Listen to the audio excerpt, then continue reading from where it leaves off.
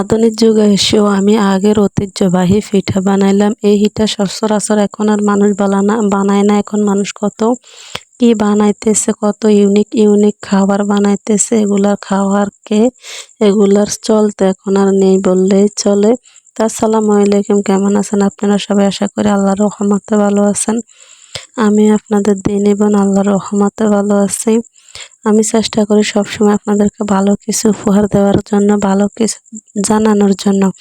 আল্লাহ পাক বলছে, ওই ব্যক্তির চাইতে আর ভালো কথা কার হতে পারে যে মানুষকে আল্লাহর পথের দিকে ডাকে। ভিডিও দেখা শুধু দেখাই না, যাতে এখান থেকে আপনারা ভালো কিছু শিখতে পারেন, নিজের জীবনের অজানা কথাগুলো জানতে পারেন এবং কোরআন হাদিসের সম্বন্ধে কিছু কথা জানতে পারেন।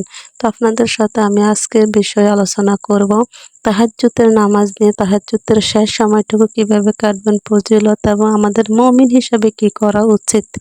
আশা করি আপনাদের মনে আল্লাহ পাকের প্রতি ভালোবাসার মহাব্বত থাকলে অবশ্যই আপনাদের মন একটু নাড়া দেবে ইনশাআল্লাহ। ফুল ভিডিওটা দেখার অনুরোধ রইল।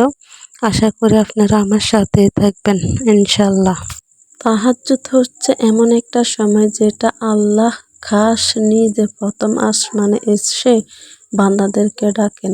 দেখেন, একটা সময় আমরা আল্লাহকে ডাকি, কিন্তু এমন এক সময় আছে আল্লাহ তার বান্দাদেরকে ডাকে, বলতেছে, আসো নাকি কোনো অভাবী, আসো নাকি কোনো দরিদ্র, আসো নাকি কোনো রোগী, আসো নাকি কোনো গুনাহগার বান্দা বান্দি। আমরা যদি শেষ রাতে উঠে আল্লাহকে সুন্দরভাবে অজু করে সিজদা দিতে পারি আর ডাকতে পারি, তাহলে আমাদের ডাকে আল্লাহ পাক অবশ্যই সাড়া দিবেন। দেখেন, তাহাজ্জুদের নামাজ হচ্ছে এমন একটা সময় যেটা বান্দা চাইতে দেরি, আল্লাহ পাক দিতে দেরি করে না। তাহাজ্জুদের নামাজে বান্দা চাইলে ওই চাওয়াটা আল্লাহ কখনো ফিরাইয়ে দেন না। তাহাজ্জুদের নামাজ আপনি যেটা চাইবেন ওটা আল্লাহ পাক দুনিয়া হোক আর আখিরাতে অবশ্যই দান করবেন। এমন একটা সময় আছে যেটা বান্দা চাইলে আল্লাহ কখনো ফিরাই দেয় না। তার ভিতরে একটা হচ্ছে তাহাজ্জুদের সময়। আমরা মুমিন হইছি, নামাজি হইছি, কিন্তু তাহাজ্জুদের নামাজ কয়জনে পড়তে পারি নিয়মিত? কইছে ওই মুমিন নেককার বান্দাদের তরিকা তাহাজ্জুদের নামাজ আদায় করা।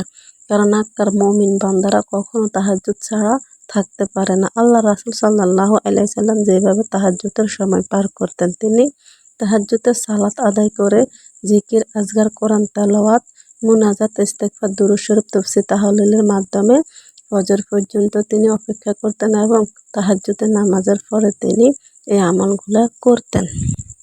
আপনি যদি আল্লাহ তাআলার প্রিয় বান্দা বান্দি হতে চান, তাহলে আপনি অবশ্যই তাহাজ্জুদের নামাজ আদায় করতে হবে। তাহাজ্জুদের নামাজের ভিতরে আল্লাহর পাশে যাওয়া যায়, আল্লাহর নৈকট্য লাভ হয়।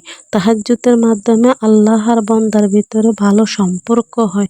কারণ যখন দুনিয়ার সব ঘুমান্ত, সব পশু পাখি, মানব সবাই ঘুমান্ত, তখন আল্লাহ প্রথম আসমানে এসে তার প্রিয় বান্দা বান্দিরকে ডাকেন, সকল মুমিন মুসলমানকে ডাকেন। আর ওই নীরব আর গভীরতার ডাকে যদি বান্দা সাড়া দিতে পারে, তার মতন সৌভাগ্যবান আর কে আছে বলেন?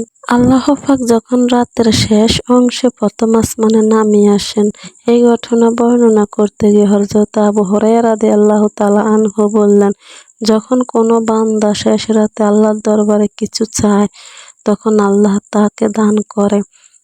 আল্লাহ বলে, আছো নাকি কোনো অভাবী বান্দা, আমার কাছে চাও, আমি তোমার অভাব দূর করে দেব। আছো নাকি কোনো রোগ ব্যাধিওয়ালা, আমার কাছে চাও, আমি তোমার রোগ মুক্ত করে দেব। আছো নাকি কোনো গুনাহগার বান্দা বান্দি, আমার কাছে ক্ষমা চাও, আমি তোমার গুনাহ ক্ষমা করে দেব। কেউ একজন হুজুর পাক সাল্লাল্লাহু আলাইহি সাল্লামকে বললেন যে কোন সময়ের দোয়া সবচেয়ে বেশি কবুল হয়? তখন তিনি বললেন, তাহাজ্জুদের সময়, রাতের শেষ অংশে আর ফজরের শেষ পরে। মানে রাত তাহাজ্জুদের টাইমে আর ফজর নামাজের পরের দোয়া, এই দুই সময়ের দোয়া আল্লাহ কবুল করেন। এই দুই সময়ের দোয়া আল্লাহ ফিরাই দেন না। তখন আল্লাহ পাকের দরবারে যা চায় তাই আল্লাহ দান করে। ভিডিও দেখতে দেখতে আপনারা কিন্তু আমার রান্নার দিকে অবশ্যই খেয়াল করছেন, দেখছিলেন তো আমি কিভাবে সুন্দর করে তেল ছাড়া এই পুলি পিঠাটা ভাজি করলাম। এটা কিন্তু হয়তো অনেকে জানে, আবার অনেকে জানেও না।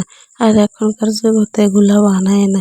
আমি আজকে বানালাম, সন্তানদেরকে মনে করছিলাম যে দেখি আজকে সন্ধ্যা আমার সন্তানগুলোকে আমি একটু নাস্তা বানিয়ে দিই। তখন আমার মাথার ভিতরে এই আইডিয়াটা আসলো আর আমি ভাবলাম যে একটু ভিডিওটাও শেয়ার করি আপনাদের সাথে। তো আমি নারকেল ভাঙ্গি নিয়ে নারকেলের দিয়ে পুলি পিঠা বানাইলাম, কোনোভাবে তেল ব্যবহার করলাম না, যেহেতু আমার একটা ছোট বাচ্চা আছে, ওই বাচ্চাটার গ্যাসের সমস্যা, ও তেল খাইতে পারে না, তো সেই জন্য আমি তেল দিয়ে ভাজি করি না। আপনারা হয়তো ভাববেন যে কিপটামি করি বা তেল দিয়ে খরচ হবো দেই, তেল দিই নাই, আসলে বিষয়টা ওরকম না। আমার বাচ্চাটা তেল খাইতে পারে না, আমি নিজেও, আমার তেলের জিনিস পছন্দ হয় না, সেই জন্য আমি তেল না দিয়ে কি সুন্দর মচমচে হয়েছে, মানে এটা যে খেতে এতটা টেস্ট হবে আমি কল্পনাও করি নাই। মানে অত্যন্ত কিরকম লাগছে, আমি আপনাদেরকে বোঝাবার মতো ভাষা নেই, কিন্তু এত টেস্ট হয়েছে। আমাদের মনে যত দুঃখ, কষ্ট, হতাশা, পেরেশানি, ডিপ্রেশন, আমরা আল্লাহর দরবারে চাইবো, শেষ রাতে উঠে চাইবো, চোখের পানি ফেলে চাইবো। আল্লাহ পাক বলছে যে তোমরা আমার কাছে কিছু চাইতে হলে কান্না করে চাও, কান্না যদি নাও আসে কান্নার বাহানা করো। রসুল সাল্লাল্লাহু আলাইহি সাল্লাম বলছে যে তোমরা যখন আল্লাহর দরবারে কিছু চাইবে তখন বিনয় ও নম্রতা ভাবে চাইবে, কান্না করবে, কান্না যদি নাও আসে কান্নার বাহানা করবে। আল্লাহ পাক আমাদেরকে যেন সহি বুঝ দান করেন। আল্লাহ পাক যেন আমাদেরকে শেষ রাতে উঠে আল্লাহর দরবারে মাথা লুটিয়ে পড়ে থাকার তৌফিক দেন।